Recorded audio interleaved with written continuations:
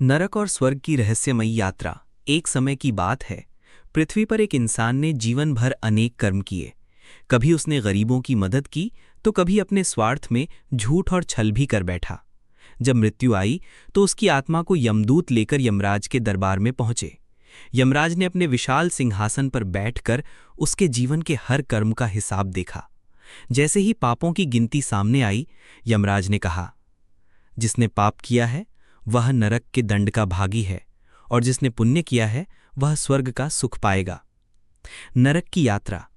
यमदूतों ने आत्मा को पकड़कर लोहे की जंजीरों से जकड़ लिया और धरती से खींचते हुए उठाया। कहते हैं कि जब आत्मा को ले जाया जाता है तो कभी नाक के बल पकड़कर खींचा जाता है, मानो हवा में लटकता हुआ इंसान अपने ही कर्मों से घसीटा जा रहा हो। नरक में पहुंचते ही भयावह दृश्य सामने आया। अग्नि की नदियां जल रही थीं, विशाल लोहे के कड़ाहों में गरम तेल उबल रहा था। पापी आत्माएं चीख चीख कर कराह रही थीं। उस आत्मा को भी पहले गरम तेल के कुंड में डाला गया। वहां उसने हर झूठ, हर छल और हर पाप की तपिश अपने शरीर पर महसूस की। जब उसने दूसरों को दुख दिया था, अब वही दुख 100 गुना होकर उसके सामने खड़ा था। स्वर्ग की ओर मार्ग। लेकिन यमराज ने कहा, तुमने केवल पाप ही नहीं पुण्य भी किए हैं, तुम्हारी आत्मा को उसके पुण्य का फल भी मिलेगा।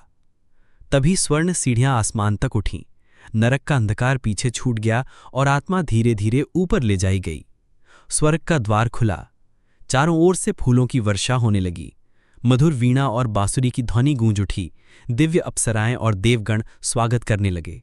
आत्मा को वहां अमृत पान कराया गया, स्वर्णिम वस्त्र पहनाए गए और उसे ऐसी भूमि पर ले जाया गया जहां न कोई पीड़ा थी, न कोई चिंता, सिर्फ आनंद और शांति।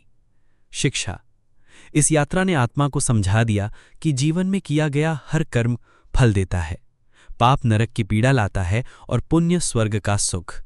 मनुष्य चाहे कितना भी बड़ा हो जाए, उसके कर्म ही तय करते हैं कि मृत्यु के बाद वह कहाँ जाएगा।